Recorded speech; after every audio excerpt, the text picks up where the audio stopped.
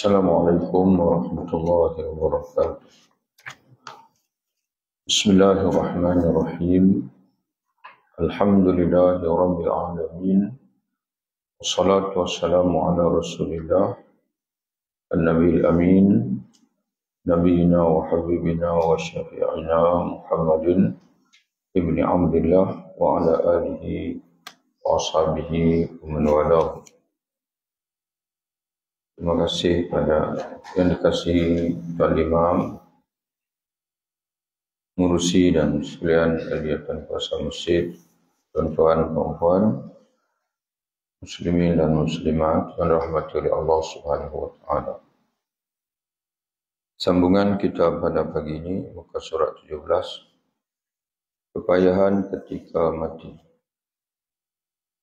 Nabi sallallahu alaihi wasallam bersabda, Innal mu'mina yabqa alaihi min dhunubihi syai'un inda mautih fa yushaddadu alaihi biha li'an yulqa Allah la dhanba lah.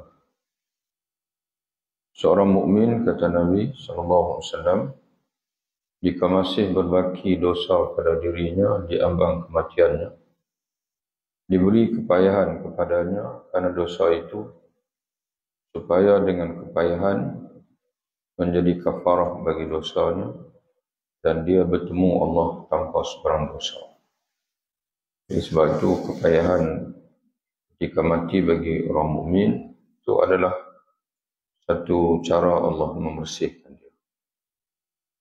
Jelas dari hadis ini bahawa kepayahan yang dirasai seorang mukmin di saat kematian bukan tanda kematian yang buruk.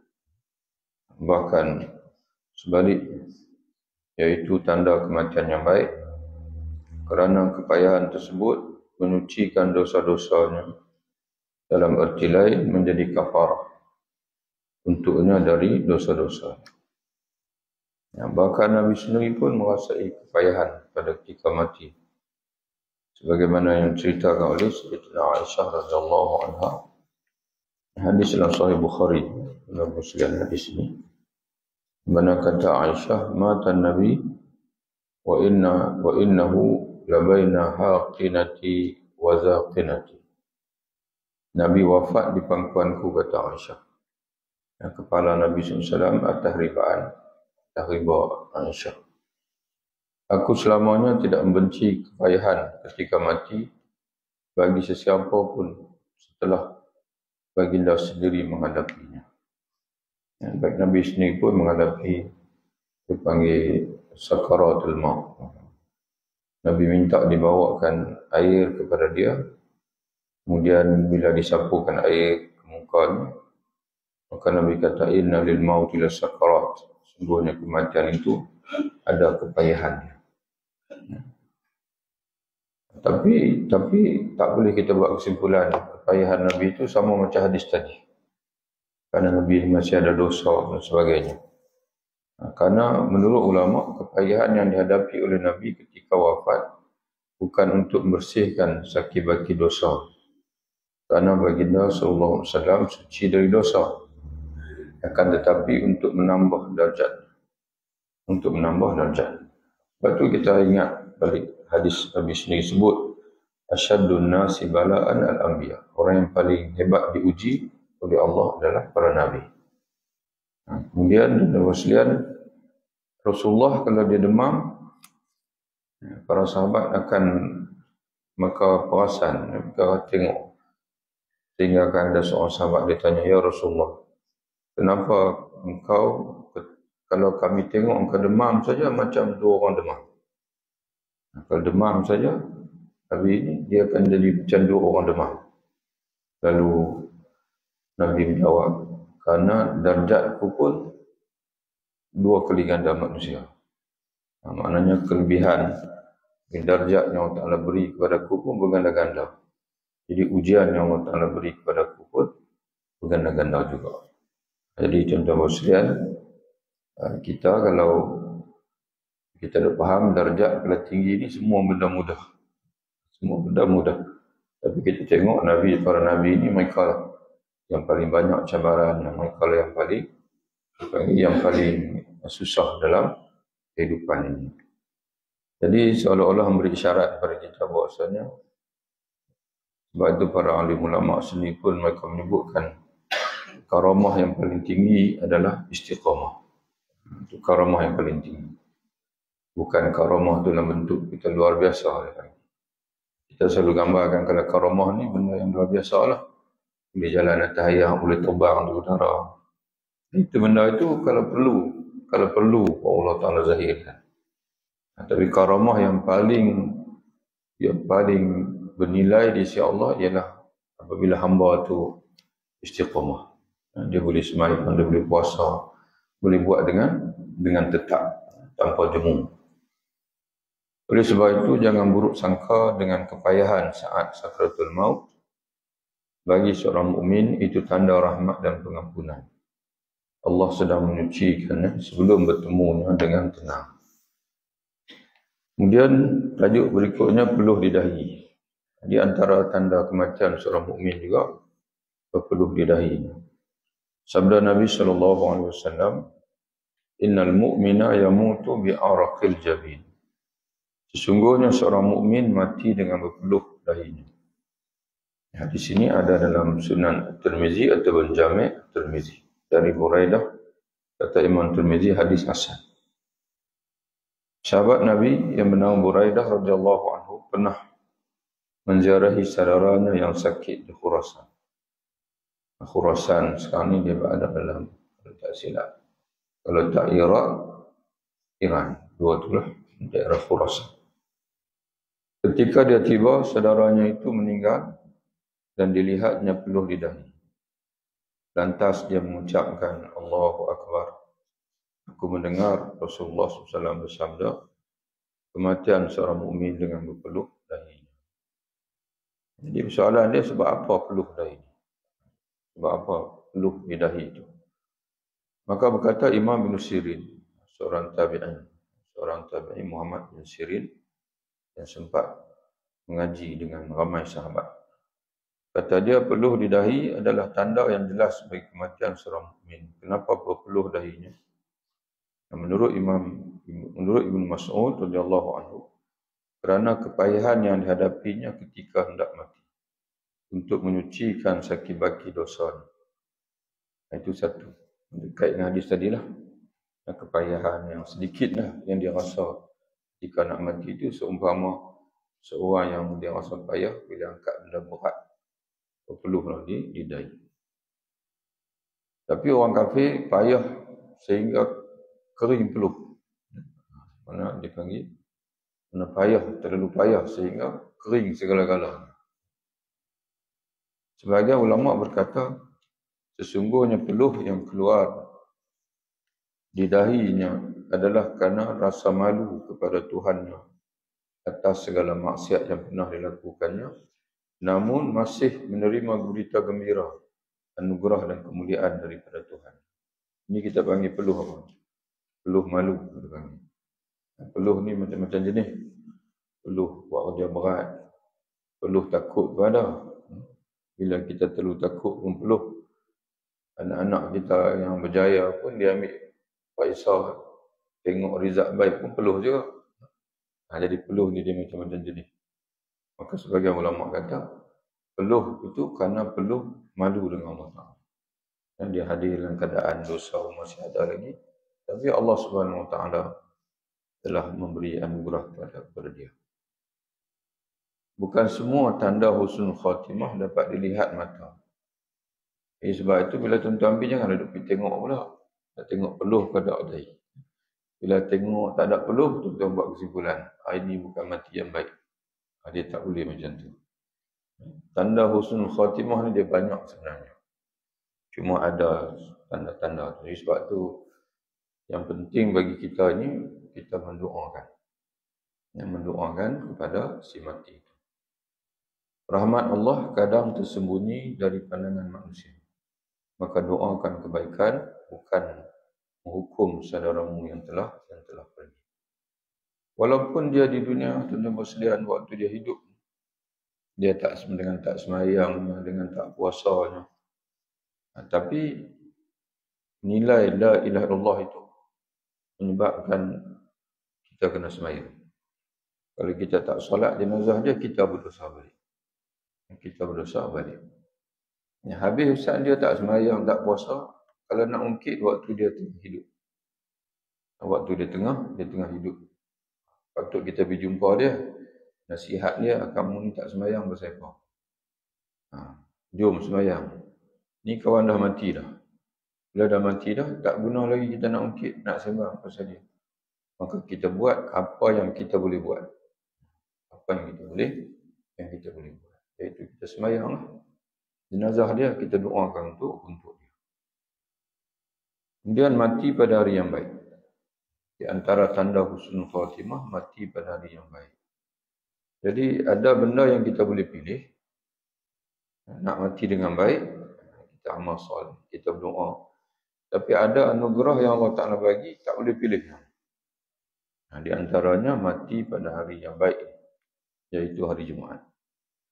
Nabi SAW bersabda, "Ma min muslimin yamutu yawmal jumu'ah aw lailatal jumu'ati illa wafahu Allahu fitnatal qabr."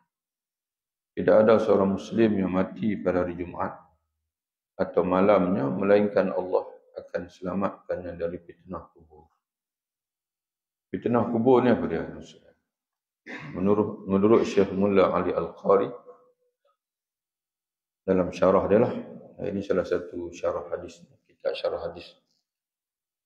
Maksud fitnah kubur ialah azab kubur dan soalan.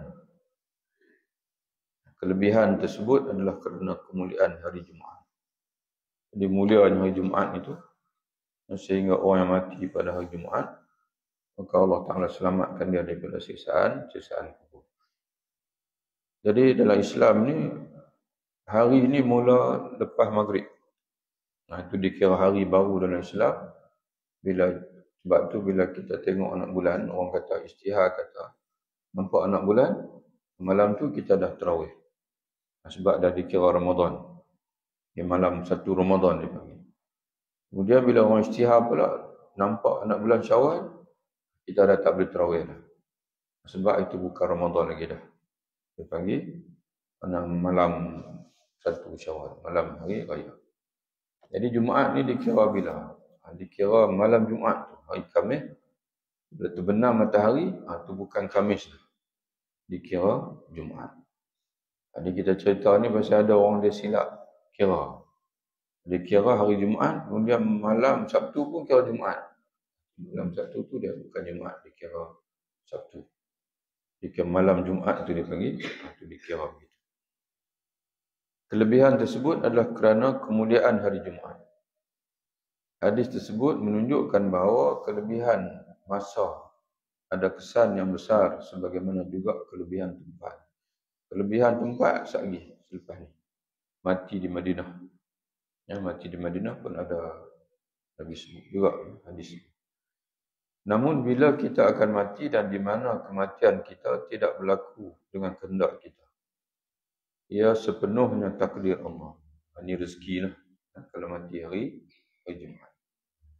Namun kita boleh berikhtiar untuk sentiasa taat dalam setiap masa dan di mana saja kita berada. Supaya mati kita mati yang baik sekalipun bukan dalam masa terbaik atau di tempat terbaik.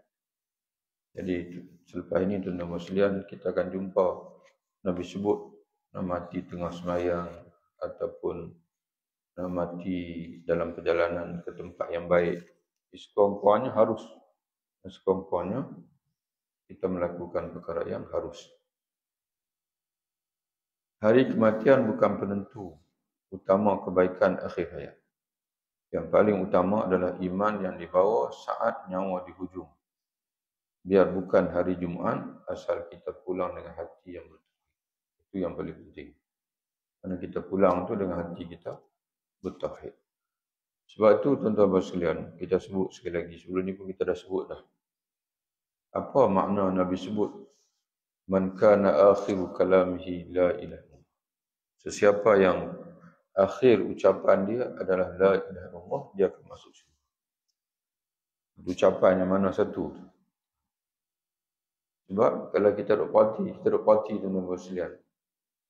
Jarang-jaranglah orang bila dia nak mati ni, dia boleh sebut la ilaha illallah. Ada yang koma, dalam bulan-bulan. Dia mati terus dalam tidur, dia mati terus. Ada yang mati tak koma apa, tapi aksiden. Wal'iyazbillah, Allah musta'an. Tengah bawa kereta elok, dia bawa elok, orang lain bawa tak elok. Kena aksiden mati mengejut. Jadi sebab itu ucapan yang paling bernilai ialah ucapan hati dia.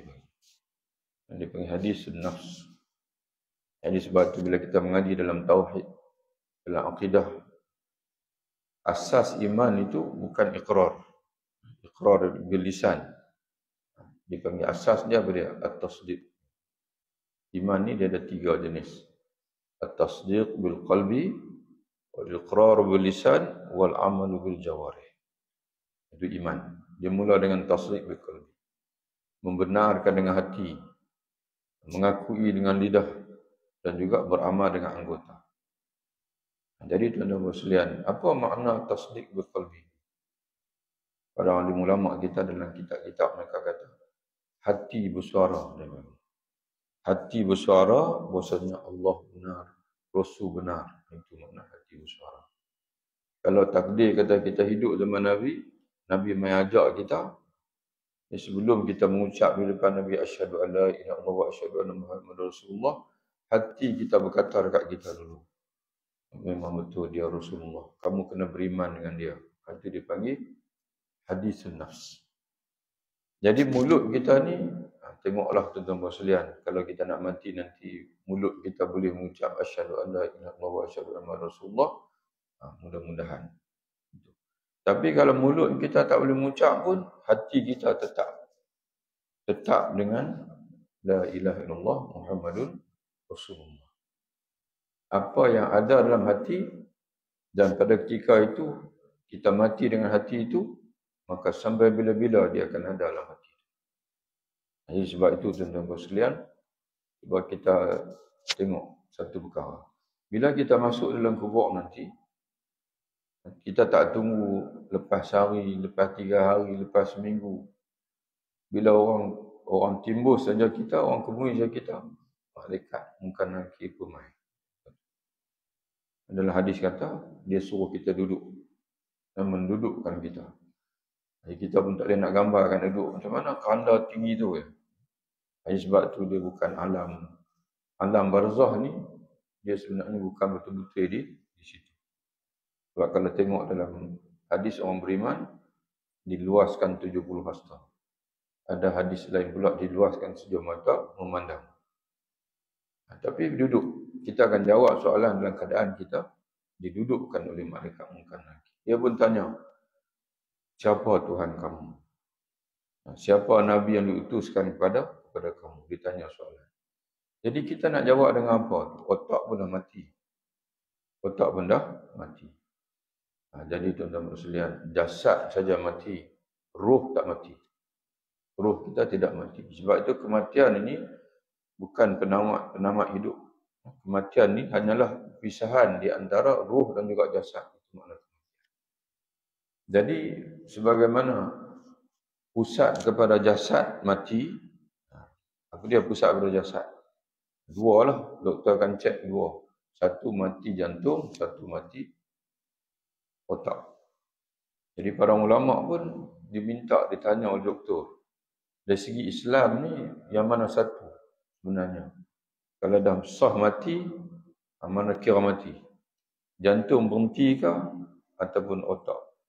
Sebab kadang-kadang kalau nak kira bacaan tu kadang-kadang dia berjalan lagi. Tapi jantung dah tak ada lah. Doktor berabak macam dulu bila ayah nak meninggal. Ayah meninggal di hospital Bahia. Doktor habak, ayah kamu dah tak ada dah. Walaupun kamu duduk nampak bacaan tu, tapi sebenarnya jantung dia dah berhenti. Dia pun minta keputusan kita. Nak buat apa, dia panggil apa tu? Apa tu? Nak buat ke tak buat, dia kata. Tapi hakikat ayah kamu dah tak ada. Ya, kalau kamu nak buat, kita buat. Jadi kita pun dia ingat, kata tak payahlah. Kesian dia kan. Jadi kita pun terima dia. Walaupun otak masih berjalan, tapi jantung dah berhenti. Jadi dasar kita ni bergantung pada tu. Tapi pusat kepada roh, iaitu hati. Jadi apabila roh tak mati, hati pun tak mati. Jadi sebab itu kita akan jawab soalan malaikat tu bila dengan hati kita. Apa yang ada dalam hati kita? Sekarang ni kita tanya sekarang ni. Siapa Tuhan kita? Hati kita kata Allah. Siapa Rasul kita? Hati kita kata Muhammad. Sebab tu mungkinlah tuan-tuan sekalian, Nabi SAW ajak kita tiap-tiap pagi ni kita berzikir raditu billahi rabbah wa bil islami dinan Muhammadin nabiyyan wa rasulah, kerana itulah juga soalan yang akan ditanya dalam kubur. Dia tanya tentang agama, dia tanya tentang Allah, tentang Tuhan, tentang Rasul, tentang agama. Jadi kalau kita ni boleh jawab, hati kita kenal Allah, kenal Rasul, kenal agama, maka insya-Allah nanti dalam kubur nanti pun dia kenal juga. Dia orang panggil apa? Allah Ta'ala ni dia nak bagi syurga dekat kita, dia bukan macam cabutan bertuah. Cabutan bertuah ni buah nama, lepas tu cabut. Dia tengok kita tu macam mana. Kita buat apa? Hati kita tu macam mana. InsyaAllah tuan-tuan sekalian, kita doa istiqamah saja, itu saja. Kita buat dah lah tuan-tuan sekalian, kita doa supaya kita istiqamah sampai mati. Kemudian mati di bumi yang baik. Nabi SAW bersabda, "Man istata'a yamuta bil Madinah falyamut biha, fa inni ashfa'u liman yamutu biha." Sesiapa berpeluang mati di Madinah, matilah di situ, kata Nabi. Kerana aku sesungguhnya akan memberi syafaat untuk orang yang mati di Madinah. Jami' Tirmizi, hadis Ibnu Umar, hadis Hasan Sahih. Beberapa tahun lepas COVID, buat Jumaat pertama tak silap. Ada seorang Jumaat meninggal di Madinah. Rezeki dia lah. Meninggal di Madinah, kemudian dikebumikan pula di Baqi'. Itu rezeki dan muslim. Ya, batu kan berat sangat pun waktu hantar pergi hospital tu elok lagi lah. Cuma dia penat, dia batuk. Bukan penat sangat pun, dia batuk. So hospital tu elok, memang dia elok. Kemudian lama kita duduk tunggu. Saya pun tak keluar-keluar. Rupanya dia, mana dia hospital tu dia dah, dia dah pingsan lah. Mungkin dia letih sangat. Kuman. Kalau ikut doktor tu kuman. Kuman dah seorang perempuan. Kemudian meninggal. Dan kemudian dikebumikan di Baqi'. Rezeki dia. Jadi Nabi sebut begitulah. Siapa yang boleh mati di Madinah, kata Nabi, mati di Madinah, aku akan beri syafaat untuk. Menurut ulama, syafaat dalam hadis di atas ialah syafaat khusus untuk Madinah, di mana syafaat tersebut tidak akan diperolehi oleh orang yang mati di situ, yang tidak mati di situ. Jadi tak dapat syafaat itu, tak apa tuan sekalian, ada lagi syafaat lain. Ya, jangan tuan-tuan kata, habislah kita mati di Malaysia. Dia ada syafaat ni banyak tuan-tuan sekalian. Di antaranya Nabi sebut apa? Barang siapa yang apabila selepas azan, selepas daripada azan, dia doa, mohon wasilah untukku. Itu yang kita duk baca, wa atis Muhammadanil wasilata. Wasilah ni adalah, kata Nabi SAW, satu kedudukan dalam syurga untuk seorang saja. Mana Nabi SAW sendiri pun dia nak kena berebut dengan Nabi-Nabi yang lain. Dan dia sangat mengharapkan dia lah yang dapat. Maka dia minta kita umat dia ni berdoa kepada Allah supaya wasilah tu dia dapat. Itu yang kita doa tu, wa ati Muhammadanil wasilah. Berilah kepada Muhammad, wahai Tuhan, berilah kepada Muhammad wasilah. Jadi kata Nabi, kalau siapa yang mendoakannya untuk aku akan gantikan kepadanya dengan syafaat. Gantikan untuk syafaat. Jadi sebab tu kita kena baca doa. Kena baca doa selepas azan. Karena itu Sayyidina Umar berdoa agar mati di Madinah. Umar sendiri pun dia doa agar dia mati di Madinah. Zaid bin Aslam meriwayatkan dari bapanya yang menceritakan Umar radhiyallahu anhu pernah berdoa, Allahumma rzuqni syahadatan fi sabilik waj'al mauti fi baladi rasulik sallallahu alaihi wasallam. Ya Allah, rezekikanlah aku dengan darjat syahid di jalanmu dan jadikanlah matiku di negeri Rasulmu Madinah. Hadis dalam Sahih Bukhari. Jadi sebab itu kita berheran. Mula-mula dia minta syahid. Dia minta syahid ni dia kena keluar di perang. Tapi ujung tu dia minta pula mati di Madinah. Jadi Allah Ta'ala makbulkan dia dua-dua sekali sebab kita tahu Sayyidina Umar pun dia mati di gunung ketika. Tapi bukan syahid ni lah, dipanggil syahid. Syahid macam syahid mati aksiden. Dia panggil syahid. Bila Nabi pernah tanyalah dalam kitab kita ni pun kalau tak silap ada juga hadis tu. Nabi tanya sahabat-sahabat, apa yang kamu faham tentang syahid? Lalu para sahabat berkata, syahid ini adalah orang yang mati di medan perang. Lalu Nabi kata, kalau macam tu, syahid bagi umatku ni sikit lah, dia kata. Nabi kata. Lalu Nabi memberitahu, mati di medan perang syahid, kata Nabi. Nah, orang mati tenggelam syahid, kata Nabi. Mati apa lagi dan selian. Perempuan yang mati bersalin syahid, kata Nabi. Jadi dipanggil apa? Itulah dipanggil banyak dipanggil syahid. Tapi syahid yang Nabi sebut, dia akan mengatakan apa? Darahnya itu bau kasturi. Kemudian lagi dia boleh beri syafaat kepada 70 orang lebih. 70 orang ahli keluarganya.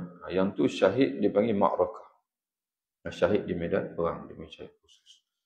Jadi kesimpulannya tuan-tuan dan sekalian, kata ulama kita, syahid ni dia ada 3 jenis. Yang pertama dia panggil syahid dunia dan akhirat. Itu yang paling tinggilah.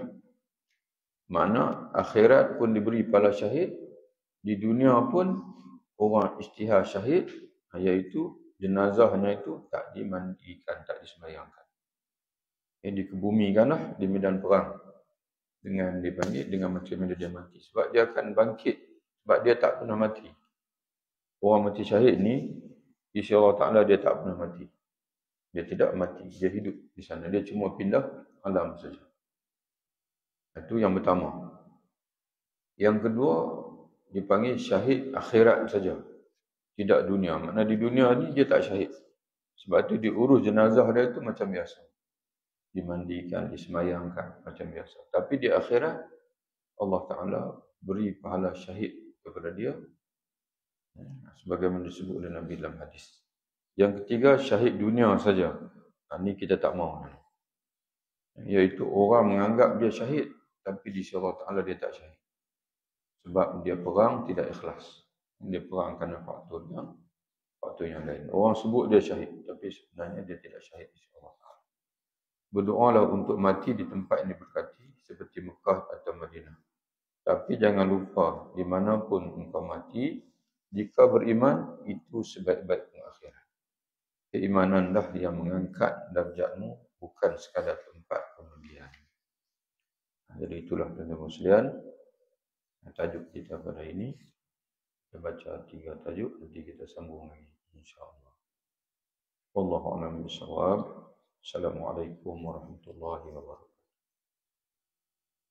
Bagi tuan-tuan yang nak ikuti pengajian hari Jumaat ni dah. Hari Jumaat nak masuk 18 bulan. Kita buat di Dewan Masjid tuan-tuan ni. Mula pukul 9. Hari Jumaat ni sekarang kita masih lagi baca buku tentang rahsia nama-nama Allah. Ma'rifah dan juga tawassul. Macam mana kita nak mengenal Allah daripada nama-nama dia, dan juga macam mana kita nak berdoa berdoa kepada Allah melalui nama-nama Allah Subhanahu Wa Taala.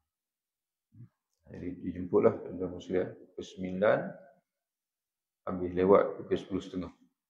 Ya, 1 jam setengah. Tapi biasa kita berhenti pukul 10 tu berhenti dah. 10 tu dah habis insya-Allah.